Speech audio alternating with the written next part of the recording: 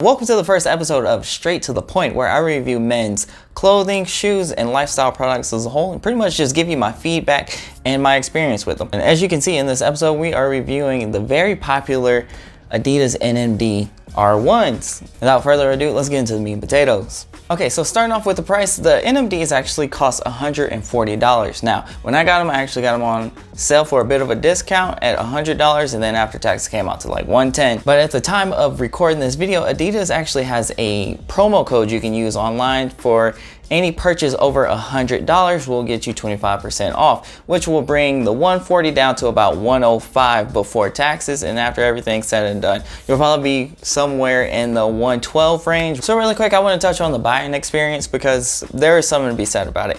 When I was looking online, a lot of the reviews said that these actually ran a little bit big. Now I always normally wear a 9. That's just what I wear pretty much across the board for almost anything. Now, when I tried on a 9, they were a little bit too short. They weren't super short, but my toes were like dang near at the top, especially for a shoe like this that I use for the gym and, you know, just a little bit of this and that and some boxing and all that.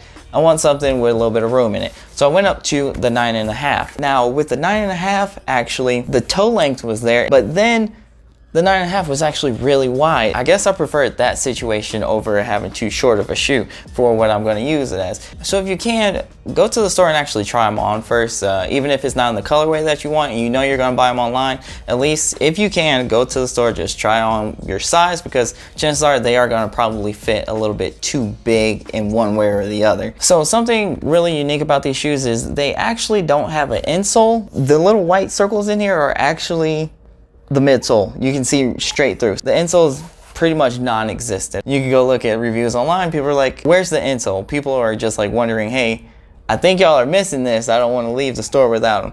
But yeah, they actually don't have an insole. The boost on these are pretty dang big. If you look at that, you can see how it kind of, damn boy, he's thick. But the midsole is actually more than enough to keep your foot comfortable. I wouldn't say that it's going to be like anything that you go for super long runs on or anything like that. This is more like an athleisure shoe is what I'm going to call it. They say whatever they call them, lifestyle shoes or whatever. That's what they are. They're like casual gym use shoes. And I think that's probably the best use. Maybe a basic walking shoe. Again, nothing that's going to be too intense. So if you're like a hardcore runner or something like that, this is definitely not the shoe that you're going to be looking at. All right, so these NMDs are actually 80s inspired, and that's because of these little midsole plugs. They're actually supposed to provide more support. That's why they're in the places of where your ball joint is and the heel of your foot.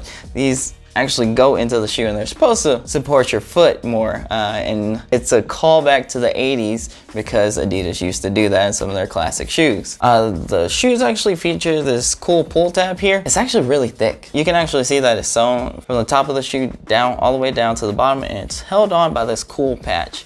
And then this patch is actually a rubber, and I like that. I think that's pretty cool. And even on the inside, you can see that it's actually stitched all the way through, which is cool. It's a small detail, but I really appreciate it. With a lot of these shoes like this, they feel really flimsy, but this one actually has like a cardboard or something inside of it that keeps the back heel of it standing up straight. So over time, I think it won't wear down or anything like that. So it's another way that just makes these a lot easier to slip on than some other shoes. I don't know how to show you guys that. I don't know what to do there. The boost, which is the midsole, is just thick as hell, thicker than a bowl of oatmeal, a little bit thicker than I would like it. Like, the one thing I don't like is how this just hangs so far over the back of the shoe. And then just taking a quick look at the gum bottoms.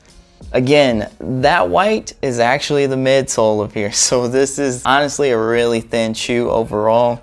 And again, that's why they put this thick boy of a midsole on there, just so you're not walking on the ground. Okay, so who these shoes could be for? Someone with wide, flat feet. These might be pretty comfortable for you. I have a high arch, and sometimes that has been a problem with these so far, using them in the gym. I kind of feel that my foot's being flattened out a bit, so that's kind of a drawback for me personally. Also, if you just want a decent pair of walking shoes, just something to go to the park in, these are a good fit for that. Or if you're looking for a pair of just regular shoes to wear to the gym, that's what I'm using them for, and that's what I'm probably going to keep using them for. I might get a second pair, honestly. Or if you're just a hype beast, I guess you could say, these might be for you, you know? Just go ahead and get your pair. You don't care about that anyways. You just want the shoes. You just like, yeah, I got a pair of NMDs.